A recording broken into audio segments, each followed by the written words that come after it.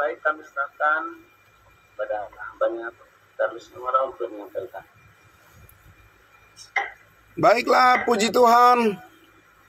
Selamat pagi saudara-saudaraku. Salam kudus. Salam sehat buat kita semuanya. Amin. Terima kasih untuk puji-pujian yang sudah dinaikkan bersama-sama.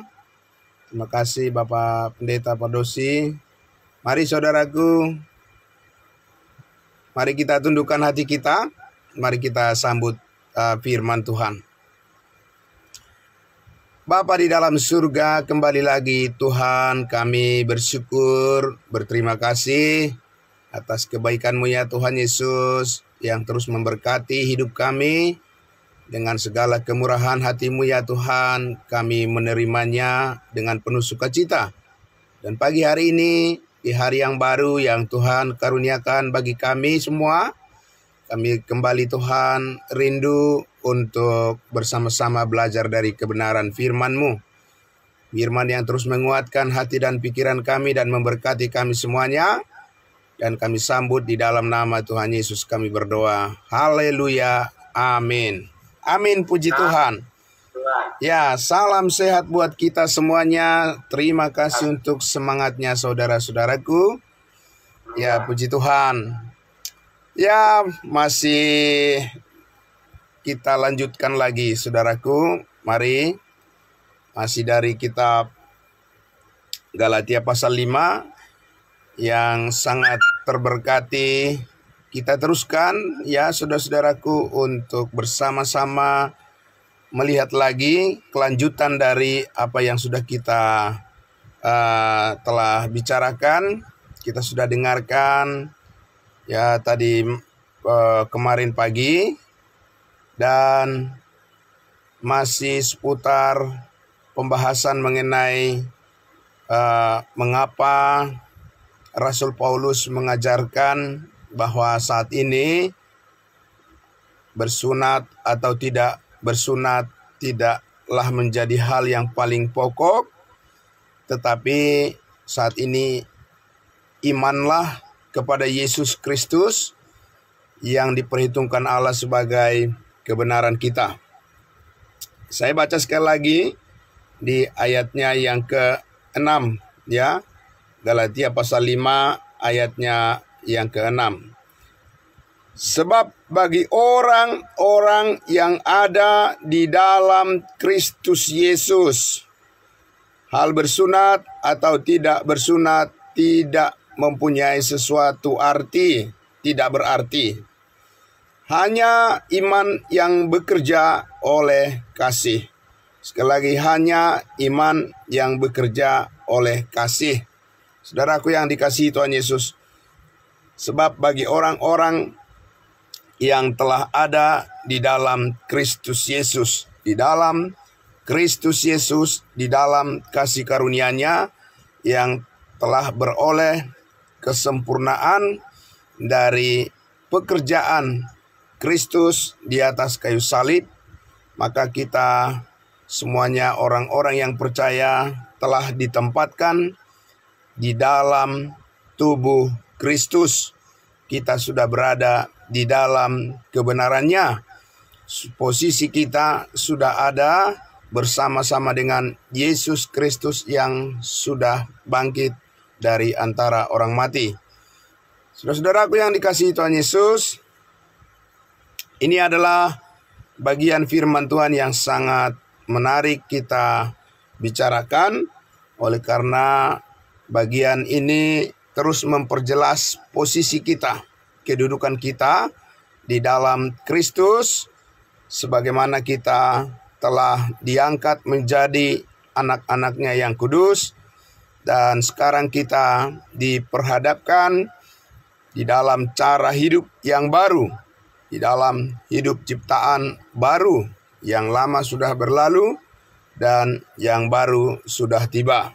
Saudara-saudaraku yang dikasihi Tuhan Yesus, dan sebelumnya kita sudah mendengarkan bahwa bangsa Israel tidak bisa lepas dari hukum sunat, ya. Bangsa Israel, orang Yahudi tidak bisa terlepas dari ikatan tuntutan hukum sunat, karena itu adalah merupakan bukti dari perjanjian Allah yang kekal kepada mereka. Amin. Melalui nenek moyang mereka, Abraham, Ishak dan Yakub, Allah menetapkan bahwa tanda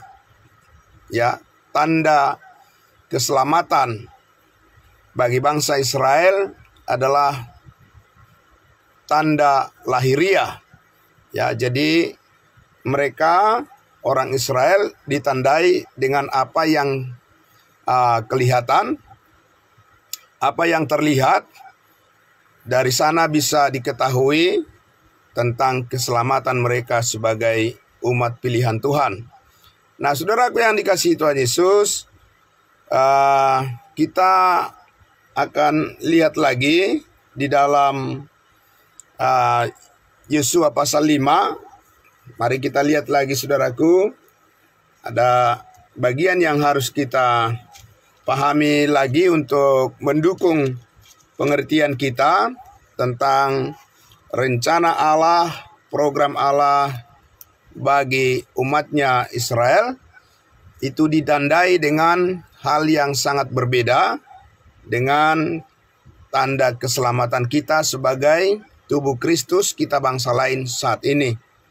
Jadi ini tidak bisa dicampur adukan, karena Allah bekerja dengan cara-cara yang berbeda, perintah-perintah yang berbeda, dan juga situasi yang berbeda dan waktu yang berbeda antara Israel dengan kita sebagai tubuh Kristus.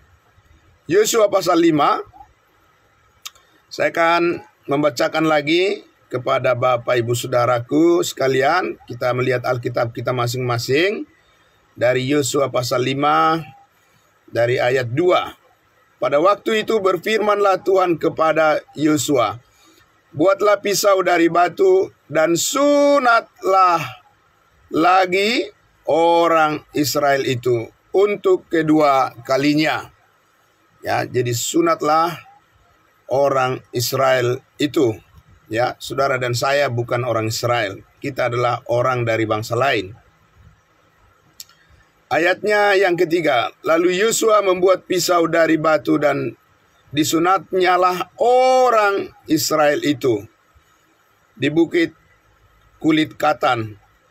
Inilah sebabnya Yosua menyunat mereka, semua orang yang keluar dari Mesir, yakni yang laki-laki, semua prajurit telah mati di padang gurun di tengah jalan setelah mereka keluar dari Mesir. Ayat 5. Sebab semua orang yang keluar dari Mesir itu telah bersunat, tetapi semua orang yang lahir di padang gurun dalam perjalanan sejak keluar dari Mesir belum disunat. Ya, jadi mereka yang lahir di padang gurun itulah yang dimaksud yang disunat untuk kedua kalinya.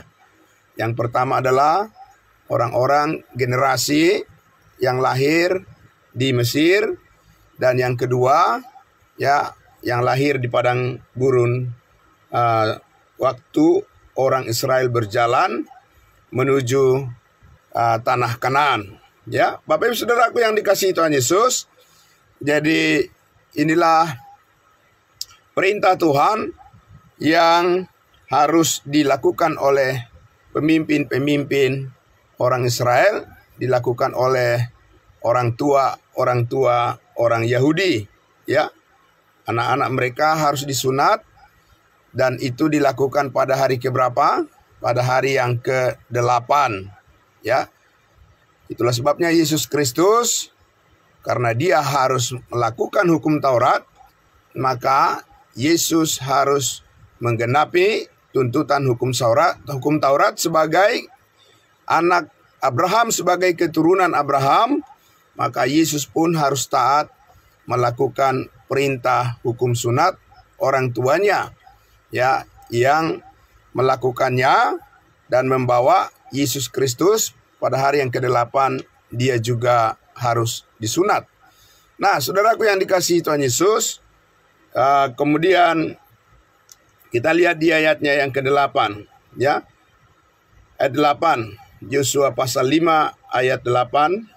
Dikatakan di situ, setelah seluruh bangsa itu selesai disunat, maka tinggallah mereka di tempatnya masing-masing di perkemahan itu sampai mereka sembuh. Ya, jadi tanda-tanda kesembuhan secara lahiriah, secara fisik orang-orang Israel itu, orang-orang Yahudi itu, sunat secara lahiriah itu adalah tanda keselamatan, kesembuhan bagi mereka. Amin. Nah, itu Bapak Ibu Saudaraku yang ditetapkan oleh Tuhan kepada bangsa Israel, bukan kepada bangsa lain, bukan kepada kita sebagai tubuh Kristus saat ini. Yang ditetapkan oleh Tuhan adalah bahwa kita sebagai orang Kristen saat ini tidak mengikuti program Allah kepada bangsa Israel, tetapi mengikuti program Allah kepada bangsa lain.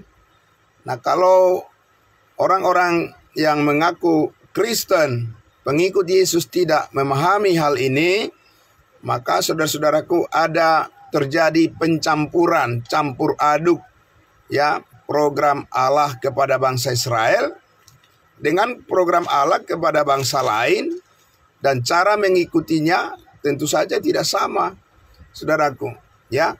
Jadi Yesus ketika lahir ke dunia ini benar-benar dia dikonfirmasi adalah sebagai penggenapan daripada janji Allah kepada bangsa Israel.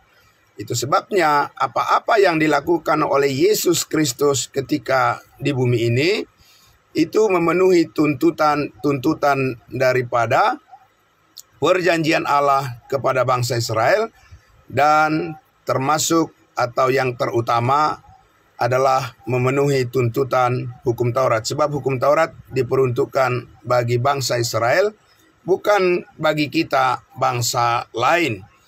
Yang diperuntukkan bagi kita untuk menaati Allah saat ini adalah mempercayai kasih karunia Yesus Kristus yang sempurna. Sebab di dalam Yesus Kristus semuanya telah terpenuhi, tuntutan kasih Allah yang sempurna telah dikenakan, telah diterapkan, dan telah menjadi milik kita dan kehidupan kita satu kali untuk selama-lamanya. Jadi saudaraku yang dikasihi Tuhan Yesus, itulah sebabnya ya mengikuti Yesus Kristus sekarang ini bukan seperti mengikuti Yesus Kristus ketika Yesus di bumi. Sebab kalau mengikuti cara hidup Yesus Kristus ketika di bumi, maka kita harus mengikuti programnya Israel, Bapak Ibu Saudaraku. Kita harus mengikuti program Allah yang diperuntukkan bagi bangsa Israel, dan hukum Taurat tidak bisa dipisahkan dari cara hidup untuk mengikut Tuhan. Nah, saudaraku, itulah sebabnya pentingnya orang untuk mengerti saat ini bagaimana kita hidup di dalam kasih karunia Allah yang murni, yang sungguh-sungguh membawa pengenalan kita, pengertian kita ya akan pekerjaan Allah melalui Yesus Kristus saat ini. Kita tidak mengikuti program Allah kepada bangsa Israel, program kerajaan sorga. Karena program kerajaan sorga itu diperuntukkan bagi bangsa Israel sebagai pemimpin, bangsa Israel sebagai kepala, dan bangsa-bangsa lain adalah ekor. Tapi sekarang kita, Bapak Ibu Saudaraku, ya mempercayai bahwa di dalam Kristus Yesus tidak ada perbedaan. Tidak ada orang Israel, tidak ada orang Yahudi, tidak ada bangsa-bangsa yang berbeda-beda, tetapi kita semuanya adalah satu di dalam Kristus melalui berkat yang luar biasa, yaitu melalui iman kepada Yesus Kristus yang telah mati di atas kayu salib, menebus dan mengampuni segala dosa kita. Maka sekarang mengikut Yesus Kristus adalah ditandai oleh karena iman kepada kasih karunia-Nya. Bukan ditandai oleh karena perbuatan-perbuatannya, bukan ditandai oleh usaha kerja kerasnya, dan bukan ditandai oleh karena dia berusaha memenuhi hukum Taurat, dan bukan ditandai oleh hal-hal yang lahiriah. Jadi Bapak Ibu Saudaraku yang dikasihi Tuhan Yesus, itulah sebabnya ketika Yesus Kristus ada di bumi, sejak mulai kelahirannya, Yesus juga menunjukkan kesembuhan secara fisik, ya. Kesembuhan secara jasmani, secara lahiriah, yang sakit disembuhkan oleh Tuhan Yesus. Karena itu adalah tanda keselamatan bagi bangsa Israel, saudaraku, ya. Jadi tanda keselamatan bagi bangsa Israel adalah kesembuhan mereka secara fisik, secara nyata, secara kasat mata, saudaraku, ya. Jadi ditandai oleh mujizat-mujizat yang dilakukan oleh Yesus di tengah-tengah bangsa Israel. Itu adalah tanda perjanjian keselamatan yang dijanjikan oleh Allah kepada Abraham, Ishak dan Yakub dan semua keturunannya, yakni orang-orang Yahudi. Nah, saudaraku yang dikasihi Tuhan Yesus, sementara kita melihat bahwa kepada kita bangsa-bangsa lain saat ini sebagai tubuh Kristus di bawah kendali berkat yang besar dari kasih karunia-Nya, tanda-tanda kesembuhan fisik bukanlah tanda utama keselamatan kita, Bapak Ibu Saudaraku. Ya, jadi kalau saya sakit bukan berarti saya tidak selamat, saudaraku. Kalau saudara-saudara sakit secara fisik, ya, saudara-saudara tubuhnya lemah karena sakit penyakit, bukanlah tanda bahwa Tuhan sedang menghukum kita atau Tuhan sedang murka kepada kita, atau Tuhan sedang melakukan sesuatu yang tidak baik bagi kita, saudaraku. Kita adalah orang-orang yang tetap diselamatkan satu kali untuk selama-lamanya. Di dalam Yesus Kristus kita memperoleh kebenaran itu, bahwa kita telah dibenarkan oleh darah-Nya, telah disucikan, dikuduskan oleh darah-Nya, satu kali untuk selama-lamanya dari segala dosa dan segala kesalahan kita. Jadi tidak ada hal-hal fisik yang bisa menentukan keberadaan kita di dalam Kristus saat ini. Menilai Kristus Yesus saat ini, Bapak Ibu Saudaraku, bukan secara hal-hal lahiriah, tidak. Tapi berdasarkan hal yang rohani, karena Yesus Kristus saat ini tidak hidup secara daging lagi. Yesus Kristus hidup bukan secara jasmani lagi. Dia sudah menang atas kelemahan-kelemahan jasmani, atas kelemahan-kelemahan fisik. Dia sudah menang atas segala dosa dan juga telah menang atas segala tuntutan perintah-perintah hukum Taurat. Dia sudah menang atas kuasa maut. Jadi, saudaraku, menilai kehidupan kita yang berkenan kepada Yesus Kristus saat ini bukan ditentukan oleh hal-hal yang terlihat oleh mata, karena itu tidak sempurna. Allah tidak mendasarkan perkenanannya kepada kita melalui hal-hal yang jasmani, yang lahiriah seperti kepada bangsa Israel. Karena kita hidup karena iman, bukan karena melihat. Amin. Bapak Ibu Saudaraku, kita sekarang hidup itu, hidup yang berharga itu, hidup yang berkuasa itu, hidup yang mulia itu, hidup yang sangat terberkati itu, hidup yang penuh kuasa itu, bukan ditentukan, dinilai berdasarkan apa-apa yang tampil di depan mata. Karena apa yang di depan mata hari ini bisa besok menghilang. Saudara-saudaraku, ya, kalau orang-orang mengalami kesembuhan hari ini, besok bisa sakit. Tidak ada orang yang bisa menjamin. Saudara dan saya tidak bisa menjamin bahwa kita selalu sehat sempurna secara fisik. Tidak. Kenapa, saudaraku? Apakah karena Tuhan tidak menginginkan hal itu? Tentu saja. Tuhan menghendaki kita memperoleh kesembuhan, dan kita juga mengalami kesembuhan dari sakit penyakit kita. Tuhan mengasihi kita oleh kasih karunia-Nya. Tetapi bukan itu sebagai patokan yang paling utama. Bukan hal-hal kesembuhan-kesembuhan, mujizat-mujizat yang ditawarkan oleh orang-orang saat ini, seolah-olah itu adalah tanda pengenalan akan Yesus Kristus yang benar. Tidak, Bapak Ibu Saudaraku. Itu sudah dibuktikan pada masa terjadinya COVID-19. Bapak Ibu Saudaraku, tidak ada orang yang berani menunjukkan bahwa dia memberikan tanda bahwa keselamatannya adalah kebal terhadap sakit penyakit, dan tidak ada orang yang mengklaim bahwa dia mempunyai kuasa penyembuhan-penyembuhan. Ya, sampai saat ini masih terus-terus aja itu, Bapak Ibu Saudaraku. Ya, walaupun di masa Covid itu sudah benar-benar ditenggelamkan keyakinan seperti itu, bukanlah cara untuk memperkenalkan kebenaran Yesus Kristus saat ini. Pada masa Covid itu sudah ditenggelamkan, Bapak Ibu Saudaraku, dan tidak ada orang yang dapat mengklaim bahwa pada masa COVID-19 dia mempunyai karunia-karunia penyembuhan. Tidak ada, Bapak Ibu Saudaraku. Semua orang ya harus mengikuti protokol kesehatan, dan semua orang harus tetap berharap pada kasih karunia Allah untuk memberikan kesembuhan kepada kita semuanya. Dan kita bersyukur kita dilewatkan dari sakit penyakit, dari segala hal yang melemahkan kita secara fisik. Tetapi saudaraku yang dikasihi Tuhan Yesus, sejatinya bahwa Allah saat ini bekerja bagi kita. Kita orang-orang kudusnya, kita orang-orang percayanya adalah oleh karena kasih karunia-Nya.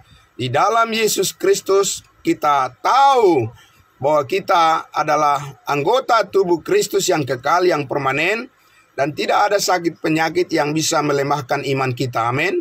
Itu Bapak Ibu Saudaraku. Karena tanda kesembuhan kita adalah salib Kristus. Amin. Tanda kesembuhan kita adalah iman kepada kebenaran pekerjaan Yesus Kristus yang sudah selesai. Bukan tanda dari hal-hal yang sementara, yang temporer, tapi tanda keselamatan kita adalah meterai Roh Kudus yang telah menjamin hidup kita akan tetap sejahtera di dalam Tuhan sampai selama-lamanya. Amin. Itu yang kita syukuri, itu yang kita pelajari, dan itu yang kita terus Bapak Ibu Saudaraku banggakan. Kita membanggakan apa yang dilakukan oleh Yesus Kristus sempurna bagi kita. Bukan kita membangga-banggakan apa yang kita lakukan, Bapak Ibu Saudaraku. Karena apa yang dilakukan oleh manusia itu tidak sempurna, itu bercacat, dan itu tidak memadai untuk menjamin keberadaan kita agar tetap ada di hadapan Tuhan. Tapi kuasa kebangkitan Yesus Kristus dari antara orang mati menjamin keberadaan kita, saudara-saudaraku, tetap ada di hadirat Tuhan. Kita tidak pernah dijauhkan dari hadirat Tuhan. Bapak Ibu Saudaraku, kita tetap berada di hadirat Tuhan sampai selama-lamanya. Dimanapun kita berada, Roh Kudus tidak pernah meninggalkan kita. Amin. Karena itulah kita diajar untuk selalu takut akan Tuhan, selalu setia kepada Kristus, dan tidak mendukakan Roh Kudus, tetapi menyenangkan hati Tuhan. Saudaraku yang dikasihi Tuhan Yesus, maka sekarang kita mengertilah apa yang dimaksud di Galatia pasal 2. Mari kita lihat di Galatia pasal 2, menjelaskan tentang posisi kita di hadapan Allah, berbeda ya di dalam program Allah, berbeda dengan orang-orang Israel. Orang-orang Israel yang sudah jatuh karena mereka telah menyalibkan Mesias, mereka telah mematikan Yesus Kristus, Raja di atas segala raja, Raja orang-orang Yahudi. Yesus Nazaret, Raja orang Yahudi, INRI, yang tertulis di atas kayu salib. Saudaraku, itu menyebabkan sekarang Allah berpaling kepada kita bangsa-bangsa lain. Bukan lagi mengikuti program Allah yang dijanjikan kepada bangsa Israel, tetapi mengikuti program Allah yang rahasia. Sekali lagi saya katakan, firman Tuhan mengatakan, kita sekarang mengikuti cara kerja Allah yang rahasia berdasarkan program kasih karunia-Nya kepada kita bangsa-bangsa lain. Ini adalah cara hidup yang berbeda, cara pengenalan Yesus Kristus yang berbeda, yang didasarkan pada kasih yang sempurna. Itu sebabnya Efesus pasal 2 dikatakan di ayatnya yang ke-11. Saudaraku, kita baca baik-baik. Ya, inilah firman yang ditujukan kepada kita sebagai bangsa-bangsa lain yang percaya dan yang telah dibaptiskan ke dalam tubuh Kristus secara permanen. Dan dikatakan di ayatnya yang ke-11, karena itu ingatlah bahwa dahulu kamu sebagai orang-orang bukan Yahudi menurut daging. Jadi ada orang-orang Yahudi menurut daging yang ditetapkan mewajibkan mereka harus bersunat secara lahiriah, secara jasmani. Tetapi kepada kita, sekarang kita adalah disebut orang-orang bukan Yahudi. Saya bukan orang Yahudi. Saya bukan orang Israel. Juga saya bukan orang Israel rohani. Tapi saya adalah tubuh Kristus. Saya adalah orang kudus. Saya adalah orang yang telah diselamatkan oleh kasih karunia Allah. Dan saya dan saudara, kita semua yang percaya, kita telah dipersatukan. Kita sudah disatukan dan telah dihubungkan dan mempunyai relasi yang tetap di dalam kehidupan yang kekal bersama-sama dengan Kristus sebagai anggota tubuhnya. Jadi dikatakan tadi bahwa kamu orang-orang bukan Yahudi menurut daging, kita yang disebut orang-orang tak bersunat. Amin. Kita adalah orang-orang tak bersunat secara lahiriah, saudara-saudaraku. Tetapi di dalam Kristus Yesus, saudara dan saya adalah orang yang telah disunat secara sempurna. Karena sunat itu artinya adalah pembersihan, penyucian, saudaraku. Tapi penyucian kita bukan penyucian secara lahiriah, tanda lahiriah seperti orang Israel, di mana Tuhan berjanji kepada mereka, di dalam dagingmu lah, di dalam tubuhmu lah tanda keselamatan, perlindungan, dan pemeliharaanku kepada bangsa Israel. Itu yang dikatakan oleh Allah melalui Abraham, Ishak, dan Yakub. Tetapi saudara-saudara dan saya telah disunat, dibersihkan, disucikan dari segala dosa kita. Dan sekarang ini, saudara-saudara dan saya, di dalam kehidupan roh, di dalam kehidupan kerohanian kita. Karena kerohanian kitalah yang disucikan oleh darah Yesus Kristus, sehingga kita mempunyai hubungan yang permanen dengan Yesus yang sudah bangkit dari antara orang mati untuk mengalahkan kuasa maut, kuasa dosa. Jadi sekarang, saudara-saudara, kita disebut adalah orang-orang yang tak bersunat secara lahiriah. Oleh mereka yang menamakan dirinya sunat, yaitu sunat lahiriah yang dikerjakan oleh tangan manusia. Itu ayat 11.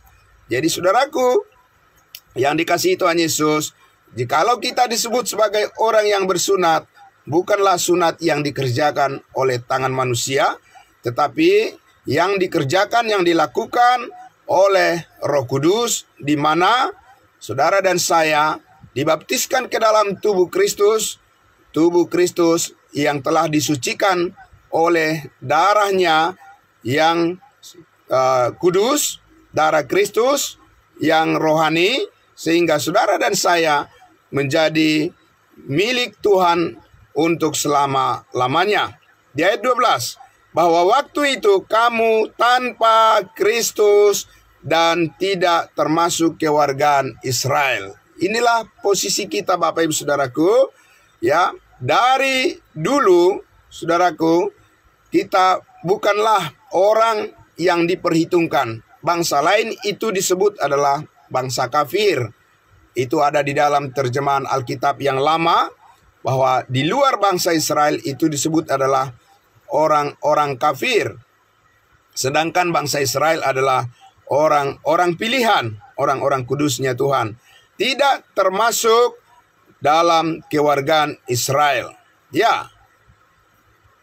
Dan tidak mendapat bagian dalam ketentuan-ketentuan yang dijanjikan.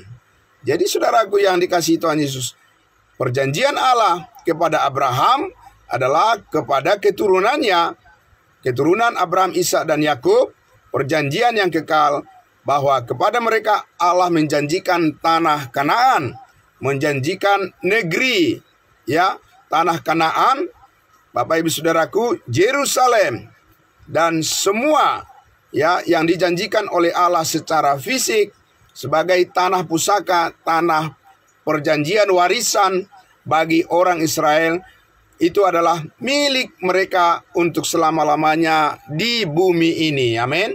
Di bumi ini, Bapak Ibu Saudaraku. Saudaraku yang dikasihi Tuhan Yesus, lagi disebutkan di situ, dalam dan tanpa pengharapan dan tanpa Allah di dalam dunia ini. Itulah keadaan kita kapan, Bapak Ibu Saudaraku? Dulu tanpa Allah dan tanpa pengharapan di dunia ini. Saudaraku, kenapa?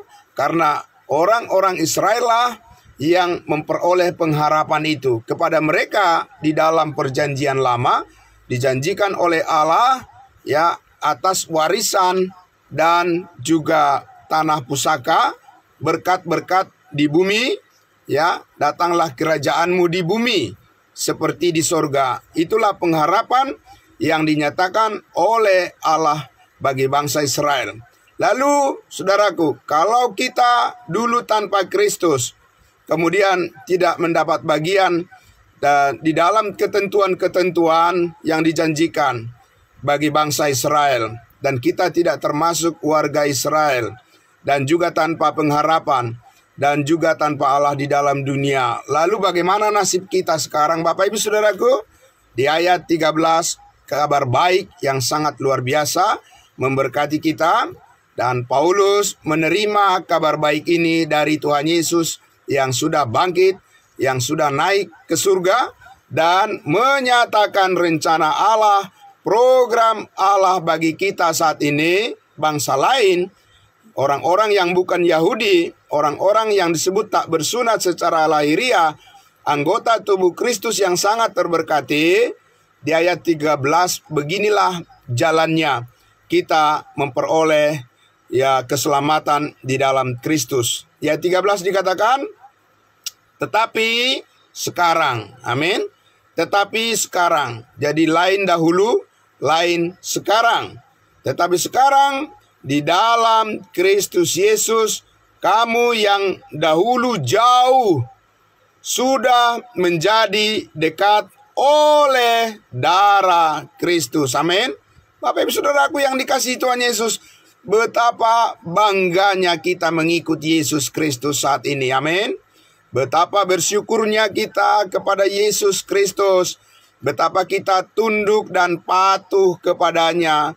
Bapak Ibu Saudaraku, betapa kita rindu memuliakan Dia, mempersembahkan tubuh kita sebagai ucapan syukur kita kepadanya. Sebab Yesus Kristus telah membuka jalan bagi kita yang dulu jauh dari berkat-berkat-Nya.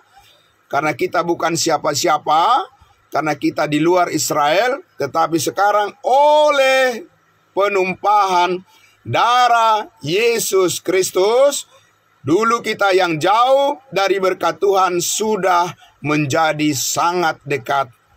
Terima kasih, puji Tuhan. Bapak Ibu Saudaraku, kita sangat bersyukur kepada Tuhan, karena oleh darahnya semua kesalahan dan dosa kita telah diampuni. Sehingga sekarang kita telah dilayakkan. Amin. Bukan belum dilayakkan, saudaraku.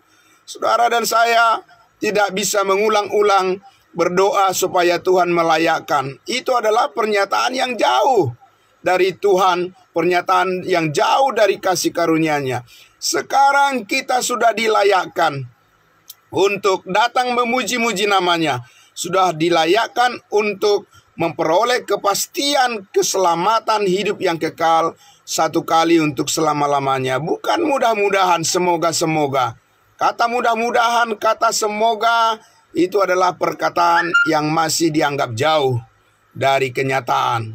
Saudara dan saya, kenyataannya di dalam Kristus kita telah dibenarkan, di dalam Kristus Yesus kita sudah diampuni, di dalam Kristus Yesus kita telah diterima menjadi anaknya untuk selama-lamanya, dan di dalam Yesus Kristus kita telah diperdekatkan kepada seluruh berkat-berkat-Nya, berkat-berkat surgawi yang telah ditebus menjadi milik kita untuk selama-lamanya. Bapak Ibu Saudaraku, kitalah yang menjadi orang-orang yang dipersiapkan oleh Allah untuk menyaksikan kemurahan hati-Nya, bahwa kita telah disembuhkan untuk selama-lamanya. Hidup kita tidak akan disia-siakan lagi. Saudaraku yang dikasihi Tuhan Yesus, itu sebabnya kita harus menghargai kesempatan. Hidup ini adalah kesempatan. Kesempatan artinya adalah peluang, Bapak Ibu Saudaraku, untuk mendapatkan manfaat yang sebesar-besarnya di dalam dunia ini, sementara Tuhan masih memberikan kepada kita panjang umur, diberikan kita kesehatan, diberikan kita kekuatan, dan diberikan kita semangat, diberikan kita firman-firman-Nya.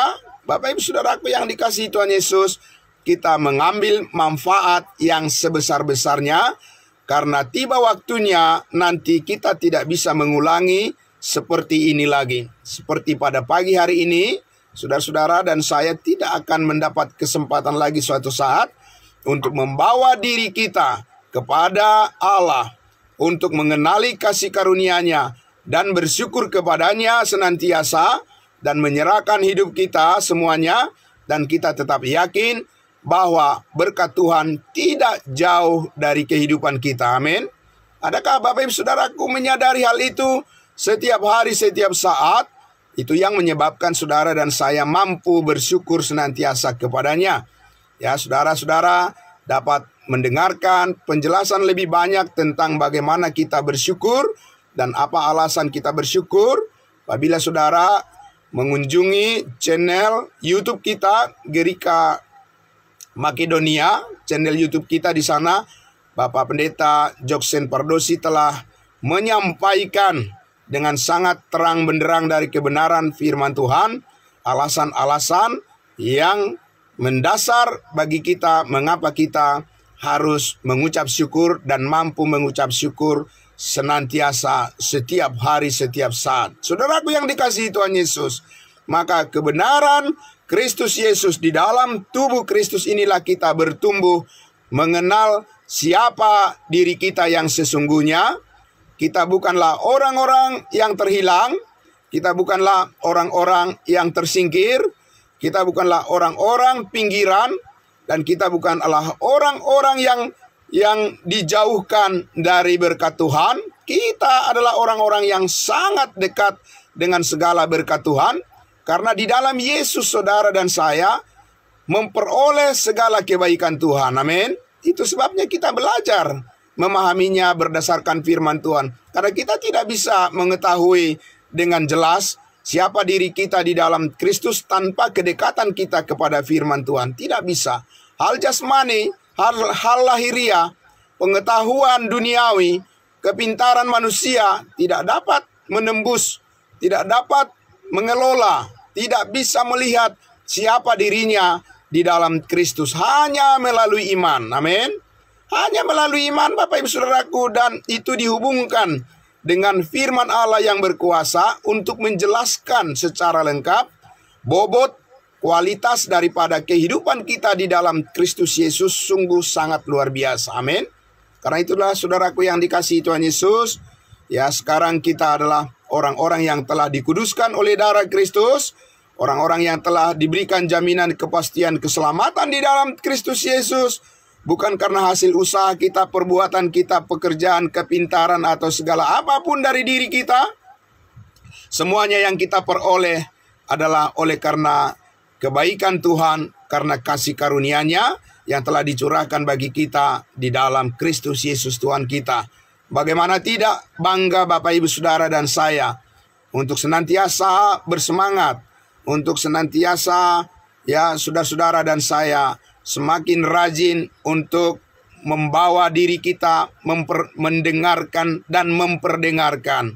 Bukan hanya mendengarkan, tapi juga memperdengarkan kepada orang lain berita keselamatan hidup yang kekal, berkat yang luar biasa yang memperdekatkan kita kepada pengharapan yang teguh, yang kuat, yang tidak bisa digoyahkan oleh keadaan-keadaan dunia yang berubah-ubah ini.